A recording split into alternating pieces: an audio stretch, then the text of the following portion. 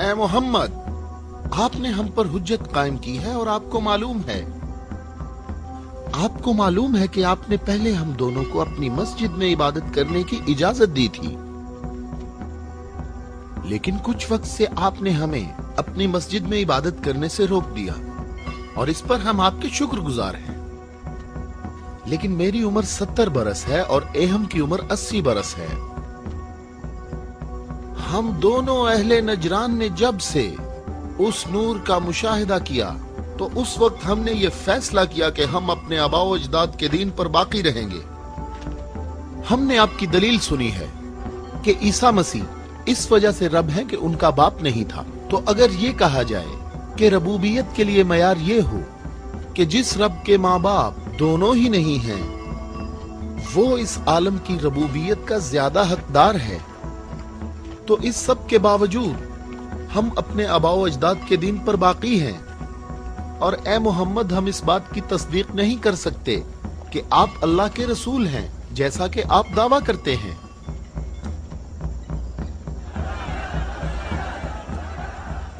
اے محمد، ہم چاہتے ہیں کہ ہمیں اور اہل نجران کو اپنے حال پر چھوڑ دیا جائے۔ ہم نے آپ کی بات غور سے سنی ہے، لیکن ہم یہ بتانا چاہتے ہیں کہ ہم اہل نجران جب اپنے طور طریقے دیکھتے ہیں تو انہیں دیکھنے کے بعد ہمیں یہ پتا چلتا ہے کہ حق ہمارے ساتھ ہے اور تمہارے اسلام کے ساتھ بالکل بھی نہیں ہے۔ رک جاؤ، رک جاؤ۔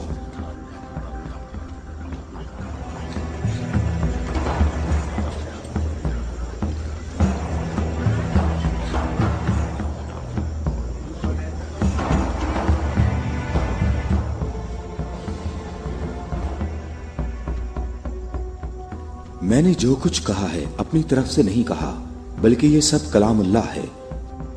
تم لوگوں نے میری دلیل سنی اور اس کا جواب نہ دے سکے، اور تمہارے اس تمام اصرار کے باوجود تمہارا معاملہ اپنے مقام پر باقی ہے، اور اللہ کی طرف سے تم پر ایک اور حجت قائم کرنے کے لیے تمہیں مباہلہ کی دعوت دیتا ہوں۔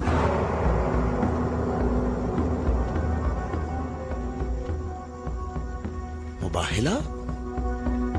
ہم دونوں ایک دوسرے پر اللہ کی طرف سے بلائیں نازل ہونے اور اللہ کی لعنت کی بد دعا کریں گے۔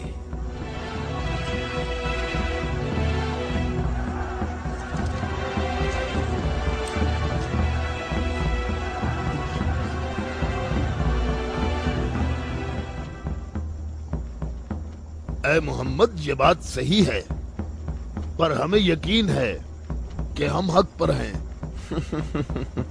اور اس مباہلہ میں یہ بھی فیصلہ ہو جائے گا کہ کون صحیح ہے اور کون غلط۔ ہم متفق ہیں۔ ہمیں کہاں آنا ہے؟ چونکہ تم نے مباہلہ کی تجویز مان لی ہے تو کل صبح ہم لوگ شہر سے باہر جمع ہوں گے۔ ہم اپنے تینوں خداؤں کو پکاریں گے۔ ہم اپنے تینوں خداؤں کو پکاریں گے۔ ہمارے خدا تم پر مصیبتیں نازل کریں گے اور تمہاری اولادوں کو جلا دیں گے اور تمہاری نسل ختم کر دیں گے اور تمہارے پیروکاروں کے دلوں کو ہمارے دین کے شوق اور محبت سے بھر دیں گے۔ اگر تم محمد سے محبت کرتے ہو تو اسے بچانے کی ابھی کوشش کرو، کیونکہ کل کا سورج ڈوبتے ہوئے کوئی نہیں دیکھے گا۔ میری عمر 80 برس ہے اور میں نے اس میں 70 سال کا طویل عرصہ صرف اور صرف دعا اور عبادت میں گزارا ہے، اور کل 70 سال عبادت کی طاقت میرے ساتھ ہوگی، اور پھر میں تمہارے مرشد کے حق میں مصیبت اور ہلاکت کی بد دعا کروں گا۔ یہ کیا کہہ رہا ہے؟ اس نے یہ کیوں کہا؟ اس نے یہ بات کیسے کی؟ اس نے یہ کیسے کہا؟ رک جاؤ، رک جاؤ۔ اس نے یہ بات کیسے کی؟ ان دونوں کے نزدیک کوئی نہ جائے۔ رک جاؤ، میں نے ان کو امان دی ہے تاکہ یہ لوگ اپنی بات یکسوئی اور اطمینان کے ساتھ کر سکیں۔ بیٹھ جاؤ۔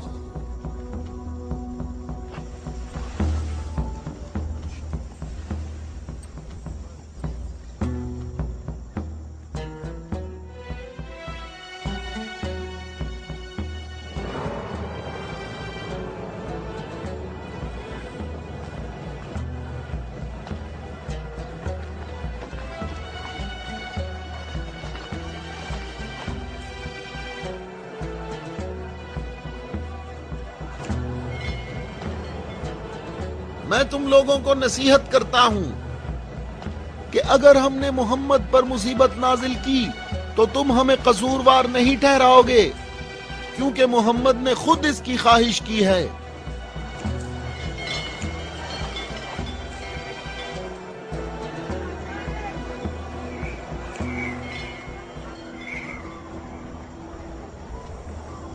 اے خوبرو شخص، تمہارا نام کیا ہے؟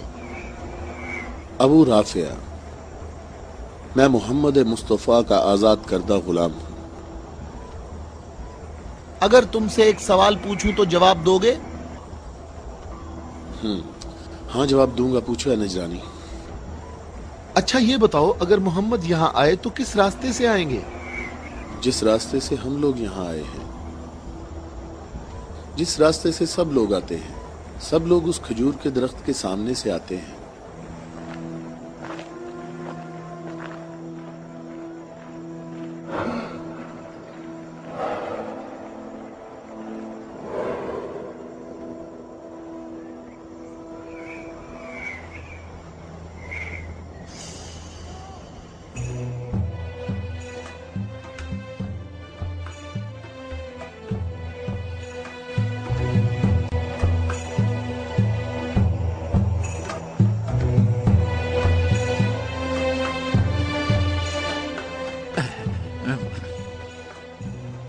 اے ابو رافع، یہ بتاؤ کہ مصیبت کا شکار ہونے محمد کے ساتھ کون لوگ آ رہے ہیں؟ وہ جو دائیں طرف نظر آ رہے ہیں وہ علی ابن ابی طالب، ان کے داماد اور ان کے وصی ہیں۔ علی؟ وہی علی جس نے خندق میں عمر ابن عبد ود عامری کو قتل کیا تھا؟ حارث اور مرحب کو خیبر میں؟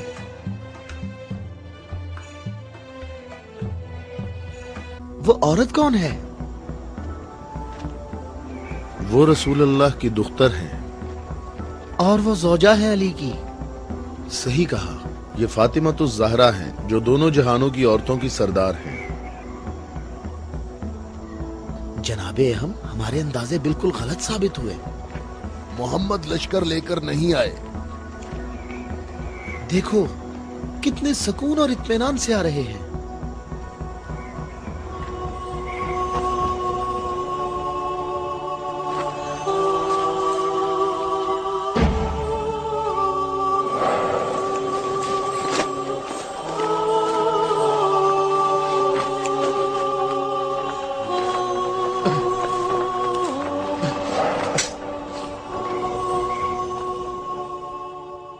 اہم دیکھو، محمد اپنے خاندان والوں اور عزیزوں کو مصیبت میں مبتلا ہونے کے لیے لا رہے ہیں۔ اگر محمد اپنی دعوت میں سچے نہ ہوتے تو اپنے خاندان والوں اور عزیزوں کو یہاں سے دور کسی مقام پر چھوڑ آتے۔ یہ ہاتھ جو میں دیکھ رہا ہوں اہم، اگر دعا کے لیے اٹھ گئے تو یاد رکھنا کہ پہاڑ بھی اپنی جگہ چھوڑ دیں گے۔ ان بد دعاؤں کا نجران اور اہل نجران پر کوئی اثر نہ ہو۔ جلدی اے عذاب کرنے والے خدا، جلدی کر، ہم پر لعنت کرنے والوں کو نہ چھوڑنا، اور ان سے کہو ہم پر لعنت نہ کریں، ان سے کہو ہم پر لعنت نہ کریں۔ اے محمد ٹھہرو، رک جاؤ، ہم پر لعنت نہ کرنا، لعنت نہ کرنا۔